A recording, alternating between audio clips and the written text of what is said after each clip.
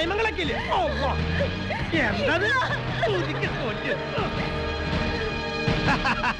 പുഴയോരത്ത് എന്റെ പേരിൽ 15 ഏക്കർ ഭൂമി രജിസ്റ്റർ ചെയ്തിട്ടുണ്ടെന്നോ? സാറേ, ഞാനൊരു പൊതുപ്രവർത്തകനാ. എന്നോടുള്ള വ്യക്തിവൈരാഗ്യം തീർക്കാനും എന്നെ തേജോവധം ചെയ്യാനും നിങ്ങൾ മനഃപൂർവ്വം കെട്ടിച്ചമച്ച ആരോപണം. പ്രസംഗമൊക്കെ പൊന്നാരിമംഗലത്തെ പാവപ്പെട്ട ജനങ്ങളോട് മതി. ഇത് പട്ടാള ക്യാമ്പാ, ഇവിടെ പ്രസംഗം വേണ്ട. പൊന്നാരിമംഗലം അംശം ദേശത്ത് പിലാക്കണ്ടിയിൽ അബ്ദുൾ റഹ്മാൻ മകൻ പിലാക്കണ്ടി മൊയ്തീൻ എന്ന മൊയ്തു താനല്ലേ? അതെ. എങ്കിൽ കഴിഞ്ഞ മാസം 12-ാം തീയതി പൊന്നാരിമംഗലം രജിസ്റ്റർ ഓഫീസിൽ 15 ഏക്കർ സ്ഥലം 24 ലക്ഷം രൂപ വെച്ച് തന്റെ പേരിൽ രജിസ്റ്റർ ചെയ്തിട്ടുണ്ട്. ബെന്നിയുടെ വിവാഹം രജിസ്റ്റർ ചെയ്യാൻ പോയപ്പോൾ യാദൃച്ഛികമായിട്ടാണെങ്കിലും ഞാൻ ആ ഡോക്യുമെന്റ് നേരിട്ട് കണ്ടതാണ്. ഈ കുഗ്രാമത്തിലെ പൊതുപ്രവർത്തനം കൊണ്ടും ലോക്കൽ നേതാക്കന്മാരുടെ ചംചാരി കൊണ്ടും നിനക്കത് വാങ്ങിക്കാൻ കഴിയില്ല എന്ന് എനിക്ക് നന്നായിട്ടറിയാം. മോനെ മൊയ്തീനെ പറയും, ആരാ തനിക്കത് വാങ്ങിച്ചു തന്നത്? പടച്ചോനാണ്. സത്യമായിട്ട് എനിക്ക് അതിനെ കുറിച്ചൊന്നും അറിയില്ല സാർ. അപ്പൊ രാത്രി തന്നെ കാണാൻ ബോളോറോയിൽ വരുന്നത് ആരാ പിലാക്കണ്ടി? എന്റെ പൊന്ന് സാറുമാർ, അവരങ്ങനെ സ്ഥിരമായിട്ടൊന്നും വരാറില്ല. ആദ്യമായിട്ടാണ് അന്ന് രാത്രി അവരെന്റെ വീട്ടിൽ വന്നത്. അവരാണോ നിനക്ക് ആ സ്ഥലം വാങ്ങി തന്നത്? എനിക്കറിയില്ല സാറേ, അവരെ പറ്റി കൂടുതലൊന്നും അറിയില്ല. അതിലൊരാളെ പാലക്കാട് ഗ്രൂപ്പ് മീറ്റിംഗിന് പോയപ്പോ കണ്ടുവരിച്ചിട്ടുണ്ട്. അവരെന്തിനാ തന്നെ കാണാൻ വന്നത്? ഇലക്ഷന് മുമ്പ് ഹൈക്കമാൻഡിന് രഹസ്യ റിപ്പോർട്ട് കൊടുക്കാൻ വേണ്ടി താലൂക്ക് ഓഫീസിൽ നിന്ന് സെൻസസ് റിപ്പോർട്ട് വാങ്ങിച്ചു കൊടുക്കാൻ പറഞ്ഞു. ഞാൻ വാങ്ങിക്കൊടുത്തു. എനിക്ക് 1000 രൂപ തരുകയും ചെയ്തു. പിന്നെ പാർട്ടി യൂത്ത് വിങ്ങിന് വേണ്ടി നടത്തുന്ന വിദേശയാത്രയ്ക്ക് എന്നെ അയക്കാന്ന് പറഞ്ഞ് എന്റെ റേഷൻ കാർഡും പാസ്പോർട്ടും വാങ്ങിച്ചുകൊണ്ട് പോയിട്ടുണ്ട്.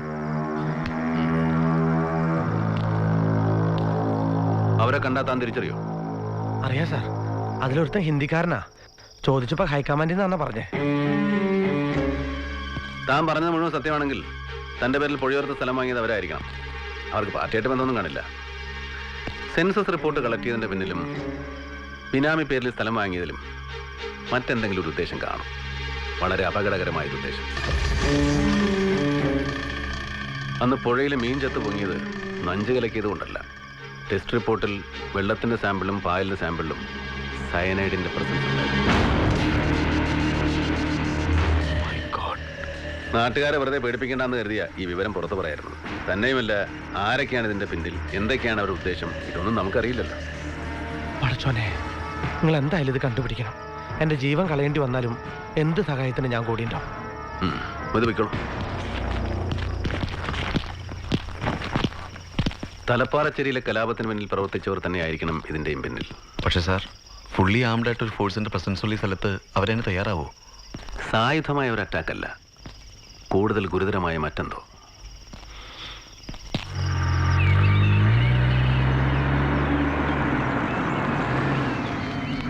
കണ്ട നന്നായി.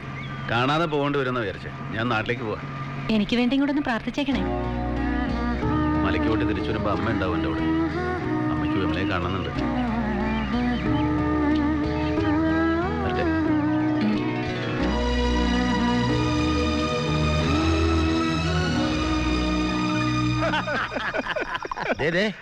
വേഗം ആവട്ടെ. ആരെങ്കിലും കണ്ടാ എന്റെ കച്ചവടം അതോടെ തീരും. കണ്ടല്ലെങ്കിൽ ചെത്ത് കാറിൽ ഞാനും എന്റെ വിഷുവിനാണെന്ന് പറയണം. ഈ വിഷുവിൻ ആരാ കരുതി പോണോ? അപ്പൊ നമ്മൾ എവിടെയാ പറഞ്ഞു നിർത്തിയേ? കൃഷ്ണപുരം ടെമ്പിൾ ടൗൺഷിപ്പിലേക്ക് ഇവിടുത്തെ വാട്ടർ ടാങ്കിൽ നിന്നും വെള്ളം പമ്പ് ചെയ്യുന്നത് ഒരു ദിവസത്തേക്കൊന്ന് മുടങ്ങി. ഞാൻ ഉറങ്ങിപ്പോയി.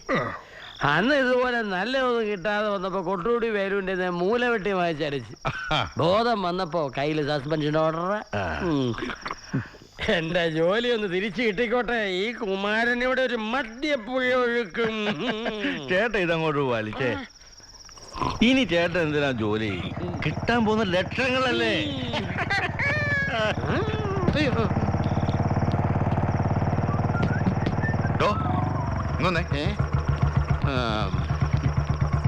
സാധനമുണ്ടോ? സാധനോ? എന്ത് സാധനം? ഞാൻ ആ പരിപാടിയൊക്കെ എന്നെ നിർത്തി സാറേ. പേടിക്കണ്ട, കുഴപ്പത്തിനല്ല. അത് ശരി. ഭാരതപ്പുഴയിലേക്ക് മണലിറക്കുക. എന്താ? അല്ല, കുറച്ച് നേരത്തെ പറഞ്ഞിരുന്നെങ്കിൽ ഇത് അവസാനത്തെ കുപ്പിയും കാലിയായി സാറേ. मैं सच बोलता है, कल मैं दे दूंगा, जरूर दे दूंगा. ഹലോ. യെസ്. തന്നെയല്ല വിളിച്ചത്. ഞങ്ങളുടെ നാടിന്റെ വരുമോന്, പട്ടാള വരുമോൻ. വരുമോൻ സാറിന് കുടിക്കാൻ കിട്ടാതെ പൊന്നാരിമെങ്കിലും താരും കുടിക്കില്ല. ഈ ഞാൻ പോലും. സാർ ഇറങ്ങി വന്നാട്ടെ. വരണം സാർ. താഴോട്ടിറങ്ങിയാൽ പുഴക്കരയിൽ നല്ല കാറ്റുകൊണ്ടിരുന്ന് വീശാം. ഒരു സ്റ്റാർ ഹോട്ടലിൽ ഈ സോങ് കിട്ടുകയല്ല. വരണം, പെട്ടെന്ന് പോവാം.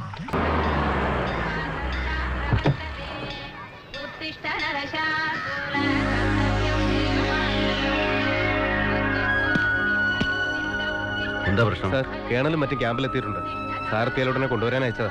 ബെന്നില്ലേ അവിടെ? ബെന്നി സാർ അപ്പച്ചന് സുഖമില്ലാന്ന് ടെലഗ്രാം വന്ന് പോയിരിക്കുക.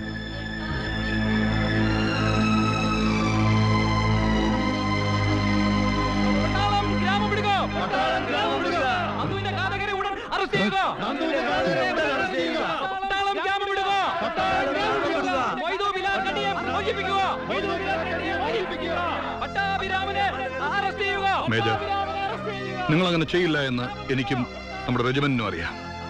പക്ഷെ ഹയർ ഫോർമേഷനും ജാക്ക് ബ്രാഞ്ചിനും അതറിയില്ല. നിങ്ങളുടെ ഈ സൈലൻസ് ക്യാപ്റ്റൻ നന്ദകുമാറിന്റെ സഹോദരൻ വിശ്വനാഥന്റെ കംപ്ലൈൻസിനെ സത്യമാക്കും. So you have to speak now. Major, ഇപ്പൊ ഇവിടെയും നിങ്ങൾക്കെതിരെ പുതിയ കംപ്ലൈന്റ് ഉണ്ട്. ഒരു സിവിലിനെ കസ്റ്റഡിയിലെടുക്കുക, അതും യാതൊരു ലീഗൽ പ്രൊസീജിയേഴ്സും നോക്കാതെ. എന്നിട്ട് അയാൾ മിസ്സാവുക. കേട്ടില്ലേ പുറത്ത് ആളുകളുടെ ബഹളം? മേജർ, അന്നത്തെ എൻകൗണ്ടറിൽ what really happened between you and Captain Nandakumar? That is what I really want to know. Will you please explain? I just don't have any explanation. I only killed Captain Nandakumar. ഈ കൈ കൊണ്ടാണ് കൊന്നത്. Is that enough for you? Now you can take action. That's all from my side. Cool down. Just cool down. ഞങ്ങൾ താങ്കളെ കുറ്റപ്പെടുത്താനോ ശിക്ഷിക്കാനോ വേണ്ടി വന്നതല്ല. But do you know the consequences of the statement you have made it to me just now? You may even face a court-martial. I know the consequences. But my statement stands still. Oh. If that is the case, get ready for a long journey. നാളെ നമ്മൾ ഇവിടെ വിടുകയാണ്. From now onwards, you are under close arrest.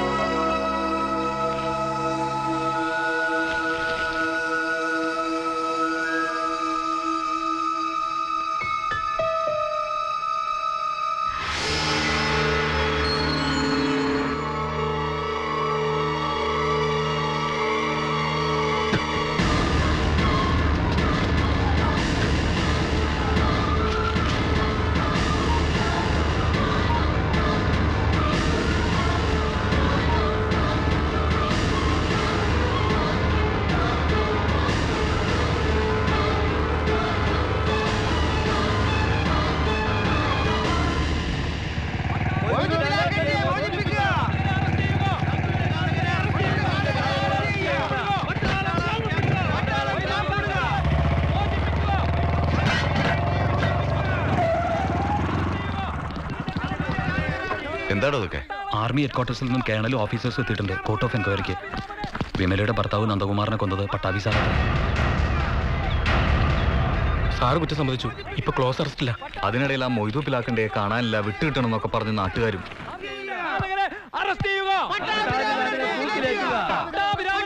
നിർത്ത. നിങ്ങൾ ദയവ് ചെയ്ത് ഞാൻ പറയുന്നത് വിശ്വസിക്കണം. മൊയ്തു ഇവിടെ ഇല്ല. അത് ഞങ്ങൾക്കറിയാം. അവനെ നിങ്ങൾ എന്ത് ചെയ്തു? കൊന്നോ അതോ മറ്റെവിടെയെങ്കിലും ഒളിപ്പിച്ചോ? ആവശ്യം പറയരുത്. മൊയ്തുവിനെ ഞങ്ങൾ കസ്റ്റഡിയിൽ എടുത്തു എന്നുള്ള സത്യം തന്നെയാ. ചോദ്യം ചെയ്ത് പിറ്റേ ദിവസം തന്നെ അയാളെ പറഞ്ഞു വിടുകയും ചെയ്തു. അയാൾ പോവാൻ സാധ്യതയുള്ള സ്ഥലങ്ങളിൽ പോയി അന്വേഷിക്കുക, അല്ലാതെ ഇവിടെ കിടന്ന് ബഹളം വെക്കരുത്. അവര് ബഹളം വെക്കും സാർ. ഇവർക്ക് നഷ്ടപ്പെട്ടത് ഇവരുടെ ഭർത്താവിനെയാ. അതിന്റെ വേദനയൊന്നും നിങ്ങൾക്ക് മനസ്സിലാവില്ല. ഒരാളെ കൊല്ലാനും പിന്നെ അയാളുടെ വേണ്ടപ്പെട്ടവരുടെ മുമ്പിൽ ഒരു മനസാക്ഷി കുത്തൂല്ലാതെ വന്നു നിൽക്കാനും നിങ്ങൾക്ക് ഒരു ബുദ്ധിമുട്ടുമില്ല. അറിയാം. എവിടെ നിങ്ങളുടെ പട്ടാഭി സാറ്? എനിക്ക് അയാളെ ഒന്ന് കാണണം. എന്തിനാ നന്ദുവിനെ കൊന്നെന്ന് എനിക്കറിയണം. ഇങ്ങനൊരു മഹാപാവം ചെയ്തിട്ട് എന്തിനാ എന്റെ മുമ്പിൽ ഇങ്ങനെ ഒരു നാടകം കളിച്ചെന്ന് എനിക്കറിയണം. ഞാൻ കേട്ടതൊക്കെ സത്യമാണോന്ന് എനിക്ക് അയാളോട് ചോദിക്കണം. വിമല കേട്ടതൊക്കെ ശരിയാണ്. പക്ഷെ കേൾക്കാത്ത കുറെ ശരികൾ കൂടിയുണ്ട്.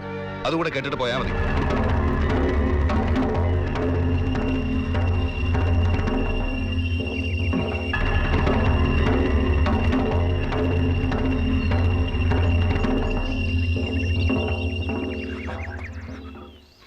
സോറി സർ, ഞാൻ നമ്മുടെ പീറ്ററേമാരും എനിക്ക് സഹിക്കാൻ കഴിഞ്ഞില്ല സർ. Relax relax.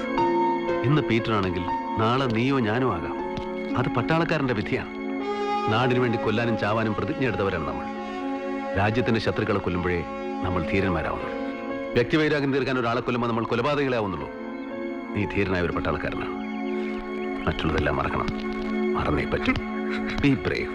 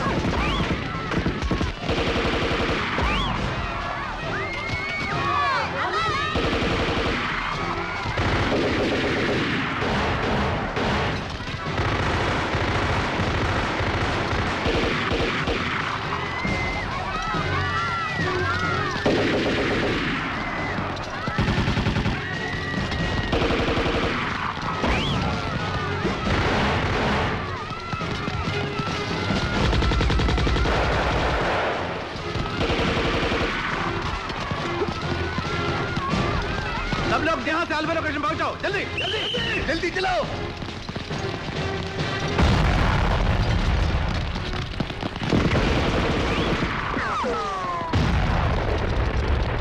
തികച്ചും അപ്രതീക്ഷിതമായിരുന്നു ആ അറ്റാക്ക്.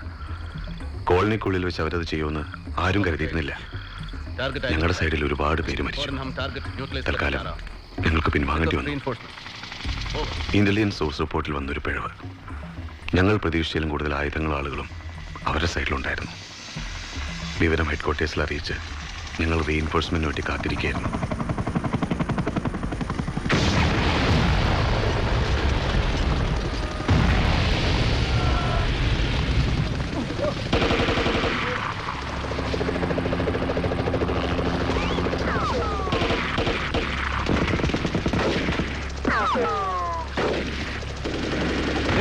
पेट का ऊपर वाला देखो, चल कम ऑन, लेके जाओ जल्दी जल्दी।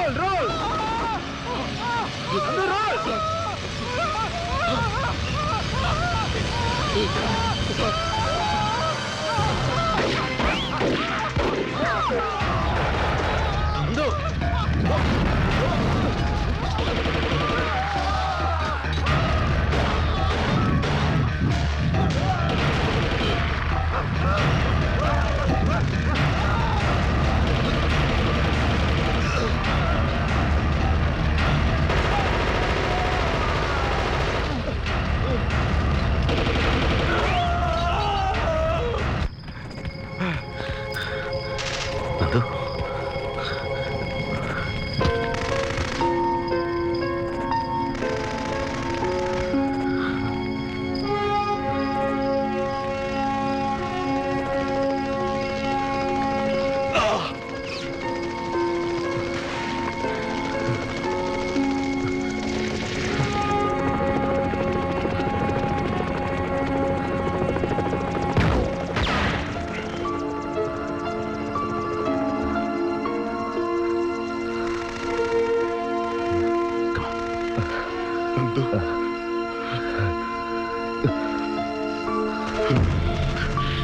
Come on.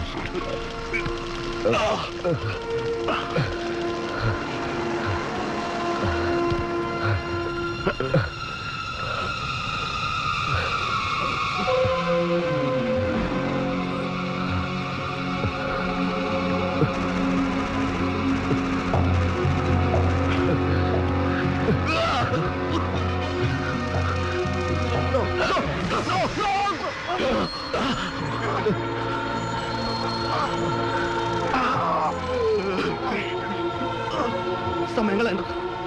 ബെന്നി കൊണ്ട് പൊക്കോ, ബെന്നി കൊണ്ട് പൊക്കോ, പൊക്കോ, പൊക്കോ, പൊക്കോ സാർ.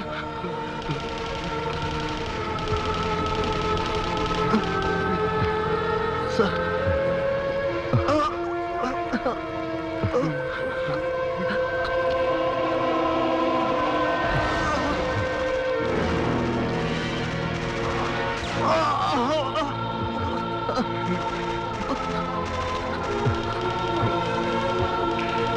പൊക്കോ, എനിക്ക് വേണ്ടി സമയം കളയണ്ട. എന്നെ രക്ഷിക്കാൻ പറ്റില്ല. ബെന്നിയെ കൊണ്ട് രക്ഷപ്പെട്ടേക്ക്. പൊക്കോ, പൊക്കോ സാർ, പൊക്കോ, പൊക്കോ.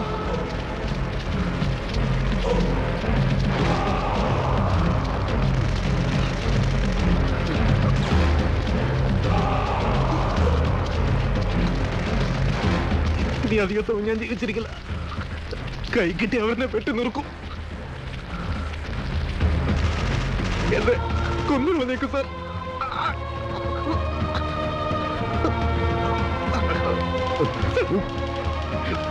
Sir please, sir please, sir shoot me, sir shoot me.